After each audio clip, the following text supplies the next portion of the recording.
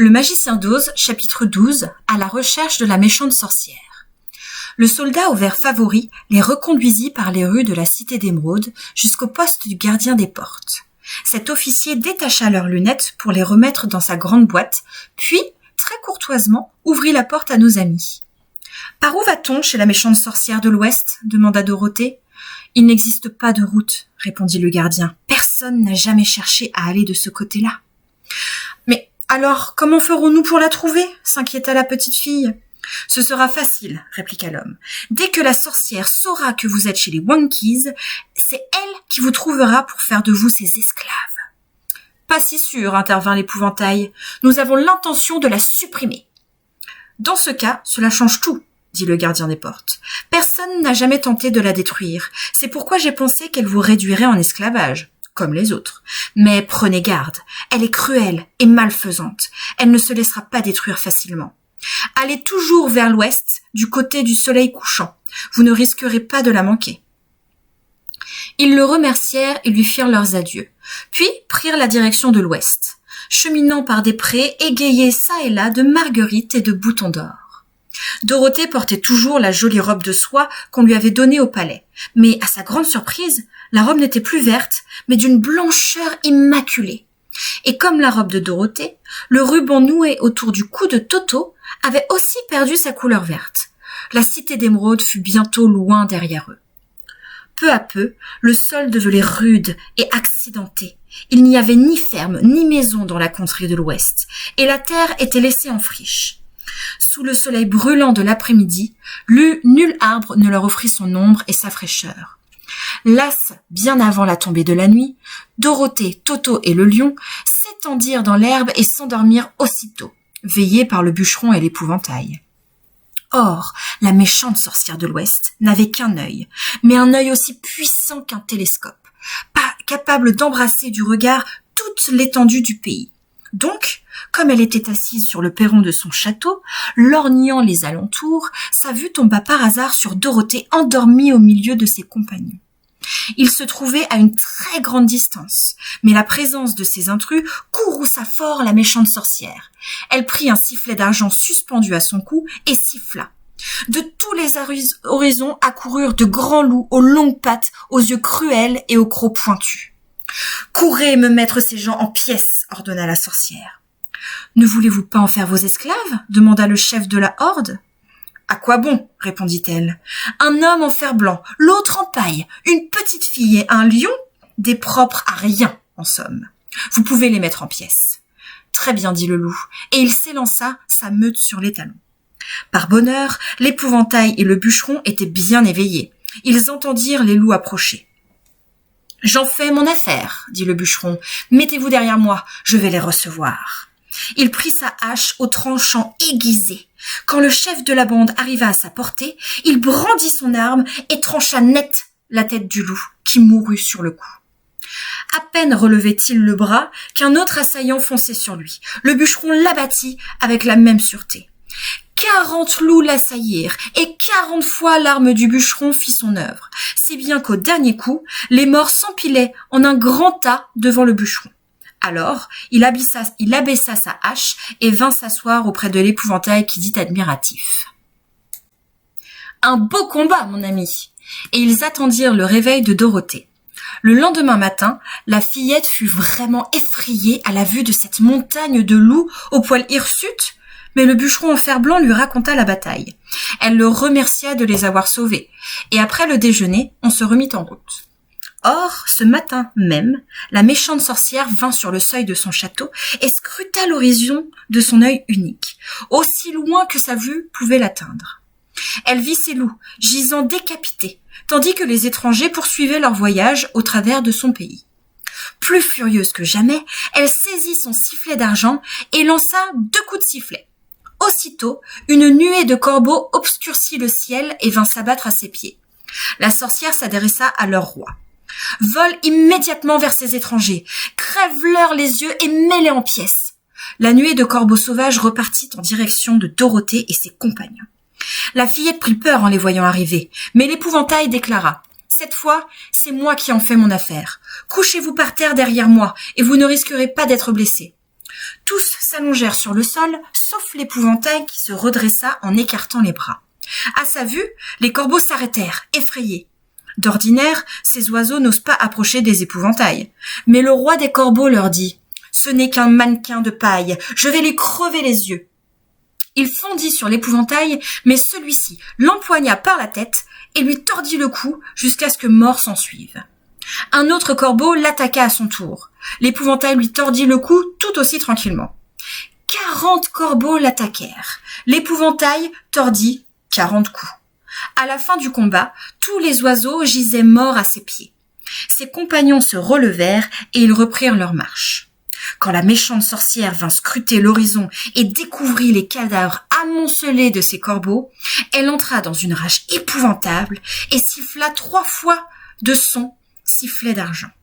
Aussitôt, l'air s'emplit d'un bourdonnement puissant et un essaim d'abeilles noires vint danser au-dessus de sa tête. « Rattrapez-moi ces étrangers, ordonna-t-elle, et faites-les mourir à coups de dard. » Les abeilles virevoltèrent et partirent en direction de Dorothée et ses amis.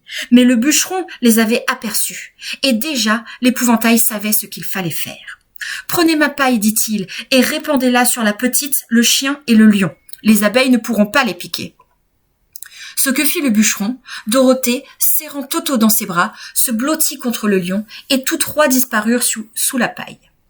Quand les abeilles arrivèrent, il ne restait plus que le bûcheron. Elles fondirent sur lui, mais se brisèrent le dard contre le fer blanc, sans lui causer la moindre piqûre.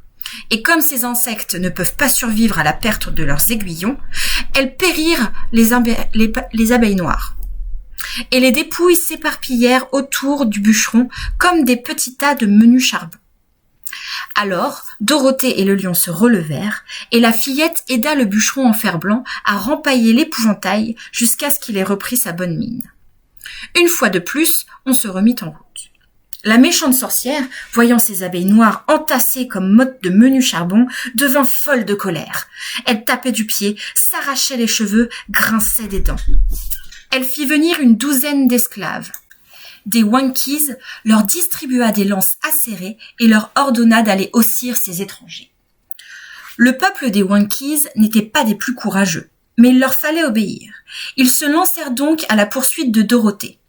Ils l'avaient à peine rattrapée que le lion bondit vers eux en poussant un rugissement si farouche qu'épouvantés, les pauvres Wankies s'enfuirent sans demander leur reste. Quand ils rentrèrent au château, la sorcière leur administra une bonne fouettée à l'aide d'une lanière, puis les renvoya à leur tâche. Après quoi, elle s'assit pour réfléchir à ce qu'il convenait de faire. Elle n'arrivait pas à comprendre comment tous ses plans avaient échoué. Elle restait néanmoins une sorcière très puissante, aussi puissante que mauvaise. Et elle eut au fait de trouver un nouvel expédient. Elle gardait dans une armoire une coiffe d'or, ceinte d'une rangée de rubis et de diamants. Cette coiffe était dotée d'un charme. Quiconque la possédait pouvait 3 fois invoquer l'aide des singes ailés. Ceux-ci devaient accomplir tout ce qui leur était ordonné. On ne pouvait cependant les convoquer plus de 3 fois. Et 2 fois déjà, la méchante sorcière avait eu recours au pouvoir magique de la coiffe. D'abord, lorsqu'elle avait réduit les Wankies en esclavage et installé sa domination sur le peuple. Les singes ailés l'avaient aidée dans son entreprise. Ensuite, lorsqu'elle avait lutté contre le grand Oz lui-même et l'avait chassé du pays de l'Ouest. Les singes ailés lui avaient prêté leur concours. Une fois encore, mais la dernière pouvait-elle recourir au charme de la coiffe d'or. Pour cette raison, elle avait d'abord essayé toutes les autres ressources dont elle disposait. Or, à présent, que ces loups cruels, ces corbeaux sauvages, ces abeilles noires avaient succombé, que ces esclaves s'étaient sauvés devant le lion poltron, il ne lui restait plus que ce moyen pour venir à bout de Dorothée et ses amis. La sorcière tira donc la coiffe d'or de son armoire et la posa sur sa tête. Puis, se tenant sur son pied gauche, elle prononça lentement « Epepepepake ». Ensuite, campée sur son pied droit, elle dit « Hillo, hollo, hello ».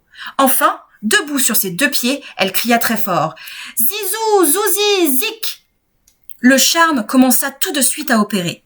Le ciel s'assombrit, tandis qu'un sourd grondement résonnait dans les airs, suivi bientôt de battements d'ailes innombrables et d'un caquetage mêlé de rire. Quand le soleil émergea du ciel obscurci, on pouvait voir la sorcière entourée d'une multitude de singes, chacun muni d'une paire d'ailes immenses et vigoureuses.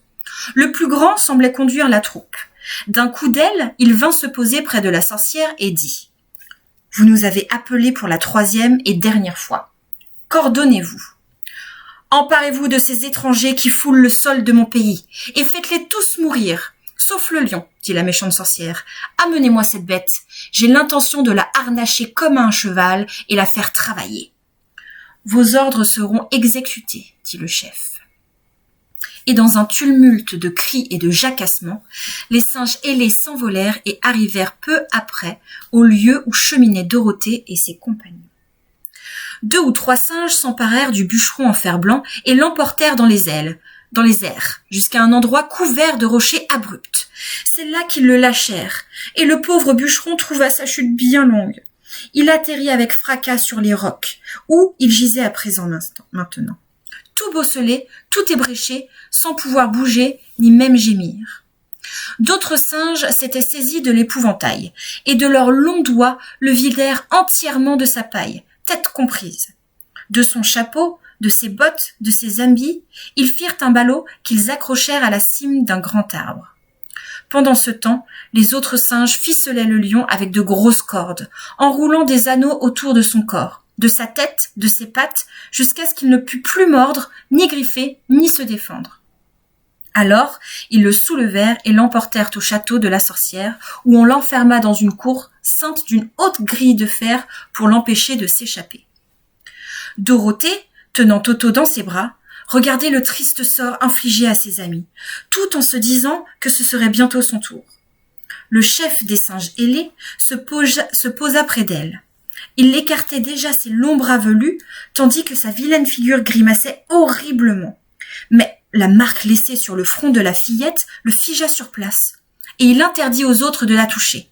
« Nous ne devons pas faire de mal à cet enfant, leur dit-il, car elle est protégée par les puissances du bien, qui sont plus fortes que les puissances du mal. Tout ce que nous pouvons faire, c'est de l'emmener jusqu'au château de la méchante sorcière et de l'y abandonner. » Ils soulevèrent Dorothée avec douceur et précaution et la transportèrent légèrement jusqu'au château, où ils la déposèrent au pied du perron. Puis, le chef s'adressa à la sorcière. « Nous vous avons obéi autant qu'il nous était possible de le faire. L'homme en fer blanc et l'épouvantail sont détruits. Le lion est captif dans la cour. Mais nous n'osons pas toucher à la fillette, ni à son petit chien. Votre pouvoir sur nous vient de prendre fin, et vous ne nous reverrez plus jamais. » Dans un chahut de rire et de jacassements, les singes ailés s'envolèrent et eurent bientôt disparu. À la vue du signe imprimé sur le front de Dorothée, la sorcière fut tout d'abord surprise et contrariée. Elle savait bien que, pas plus que les singes ailés, elle ne pouvait rien tenter de mauvais à son encontre. Elle posa son regard sur les pieds de Dorothée, et en apercevant les souliers d'argent, se mit à trembler de frayeur, car elle n'ignorait pas qu'un charme puissant les avait attachés. Sur le coup, elle fut tentée de s'enfuir, mais elle se ravisa.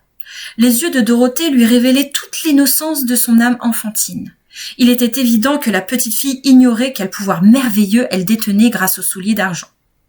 Ricanant dans son fort intérieur, la sorcière se dit « Je peux encore en faire mon esclave, car elle ne connaît pas son pouvoir. » Alors, d'un ton dur et brutal, elle ordonna « Suis-moi, et écoute bien tout ce que je te dis. Sinon, attends-toi à subir le sort du bûcheron et de l'épouvantail. » Dorothée la suivit donc dans le château, à travers une enfilade de salles magnifiques. Arrivée à la cuisine, la sorcière lui ordonna de nettoyer marmites et chaudrons, de balayer le plancher et d'entretenir le feu de bois.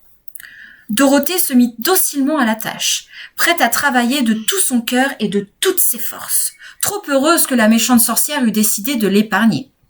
Dorothée, occupée à sa besogne, la sorcière se dirigea vers l'enclos du lion poltron. Elle avait l'intention de le harnacher comme un cheval et de l'atteler à un chariot. Ce serait sans doute très amusant de se faire traîner par lui à la promenade. Mais à peine eut-elle ouvert le portail, le lion rugit de toutes ses forces et bondit si sauvagement qu'effrayée, elle sortit en courant et referma promptement la grille. « Si je ne peux pas te mettre de harnais, dit-elle à travers les barreaux, du moins puis-je t'affamer. Tu n'auras rien à manger tant que tu n'obéiras pas à mon bon plaisir. » Dès lors, le lion captif fut privé de nourriture. Chaque jour à midi, la sorcière paraissait à la grille et demandait « Es-tu prêt à porter le harnais comme un cheval ?» Et chaque fois le lion répondait « Non, si tu pénètres dans cette cour, je te mords !» Si le lion résistait si courageusement à la volonté de la sorcière, c'est que chaque nuit, tandis qu'elle dormait, Dorothée lui apportait de la nourriture trouvée dans le placard de la cuisine. Son repas terminé, il se couchait sur sa litière de paille et la fillette s'allongeait près de lui, posait sa tête contre sa douce crinière touffue et tous deux s'entretenaient de leur malheur et ruminaient des projets d'évasion. Mais ils ne trouvaient aucun moyen de s'échapper de ce château. Surveillés sans relâche par les jeunes Wankees, esclaves de la méchante sorcière, ceux-ci la redoutaient trop pour lui désobéir. La petite fille devait travailler dur pendant le jour. La sorcière menaçait souvent de le battre, avec le vieux parapluie dont elle ne se séparait jamais. Mais en réalité, elle n'osait pas frapper Dorothée, à cause du signe qu'elle portait au front. L'enfant n'en savait rien. Aussi craignait-elle sans cesse pour elle et Toto. Une fois, la sorcière donna un coup de son parapluie au petit chien. En retour, le courageux Toto s'élança et lui mordit la jambe. Pourtant, la morsure ne saigna pas. Il y avait belle lurette que le sang s'était desséché dans les veines de la mauvaise sorcière. La vie de Dorothée devenait de plus en plus triste, à mesure qu'elle perdait l'espoir de revoir jamais le Kansas et tante M. Parfois, elle pleurait amèrement des heures durant, et Toto, couché aux pieds de sa petite maîtresse, la regardait en gémissant, pour lui montrer qu'il partageait sa peine. À dire vrai, Toto se souciait peu d'être au Kansas ou au Pays d'Oz, du moment que Dorothée était avec lui. Mais il la sentait malheureuse, ce qui l'empêchait d'être heureux. Or, la méchante sorcière mourait d'envie de s'approprier les souliers d'argent que portait la petite fille. Ses abeilles, ses corbeaux, ses loups gisaient en tas et se desséchaient. Elle avait épuisé tout le pouvoir de la coiffe d'or. Si seulement elle parvenait à s'emparer des souliers d'argent, ceux-ci lui donneraient plus de puissance qu'elle n'en avait jamais eu. Elle se mit donc à surveiller Dorothée, projetant de lui dérober ses souliers quand elle les ôterait. Mais l'enfant était si fière de ses jolies chaussures qu'elle ne les enlevait que la nuit ou pour prendre son bain. La sorcière avait bien trop peur de l'obscurité pour s'aventurer la nuit dans la chambre de Dorothée. Mais sa peur de l'eau était encore plus forte. Ainsi, elle ne s'approcherait jamais de Dorothée quand elle prendrait son bain. En effet, la vieille sorcière ne touchait jamais l'eau et ne s'est laissée jamais toucher par l'eau. Toutefois, la mauvaise créature avait plus d'un tour dans son sac et finit par trouver une ruse pour lui permettre de s'emparer de l'objet de sa convoitise. Elle plaça une barre de fer au travers du plancher de la cuisine et par des artifices de magie, la rendit invisible aux yeux humains. Quand Dorothée traversa la cuisine, elle trébucha sur la barre invisible et s'affala de tout son long sur le sol. Elle ne se fit pas grand mal, mais dans sa chute, elle perdit l'un des souliers d'argent. Avant même qu'elle eût pu le reprendre, la sorcière s'en était saisie et en avait chaussé son pied décharné. La méchante femme jubilait du succès de sa ruse. Dès l'instant qu'elle possédait l'une des chaussures, elle possédait la moitié de leur pouvoir magique. Et Dorothée n'avait pas pu s'en servir contre elle, même si elle avait connu leur secret. Voyant qu'elle avait perdu une des jolies chaussures, la petite fille se mit en colère. « Rendez-moi mon soulier, dit-elle à la sorcière. « Jamais de la vie, rétorqua l'autre. Désormais, c'est à moi qu'il appartient. Oh, vous êtes une mauvaise créature, criait Dorothée. Vous n'avez pas le droit de me prendre mon soulier. Ça m'est égal, je le garde, ricanait la vieille, et je trouverai bien l'occasion de te prendre l'autre. Dorothée ne se contint plus. Saisissant un baquet qui se trouvait là, elle renversa son contenu sur la sorcière qui fut mouillée des pieds à la tête. La vilaine femme poussa un hurlement de terreur et, à la grande surprise de la fillette, commença à rétrécir et rapetisser. « Tu vois ce que tu as fait, grinça-t-elle. Dans un instant, j'aurais complètement fondu. Oh, je suis vraiment navrée, dit Dorothée, réellement effrayée de la voir fondre comme du sucre sous ses yeux. Tu ne savais donc pas que l'eau pouvait causer ma perte ? Demanda la sorcière d'une voix plaintive et désespérée. Bien sûr que non, répondit l'enfant. Comment aurais-je pu le deviner ? Dans quelques minutes, je serai tout à fait dissoute, et mon château t'appartiendra. J'ai été bien malveillante durant ma vie, mais je n'aurais jamais cru qu'une petite fille comme toi serait capable de me faire fondre et de mettre fin à mes méfaits. Regarde, je disparais. À ces mots, La sorcière se liquéfia en une masse brunâtre et informe qui se répandit sur le plancher propre de la cuisine. Voyant qu'elle avait fondu pour de bon, Dorothée puisa un autre seau d'eau et le versa sur ce gâchis. Puis, à grands coups de balai, elle nettoya la pièce. Ensuite, elle ramassa le soulier d'argent, tout ce qui restait de la vieille femme, le lava, l'essuya avec un torchon et le remit à son pied. Enfin libre d'agir à sa guise, elle courut annoncer aux lions qu'ils étaient délivrés à jamais de la méchante sorcière de l'Ouest et que leur captivité venait de prendre fin.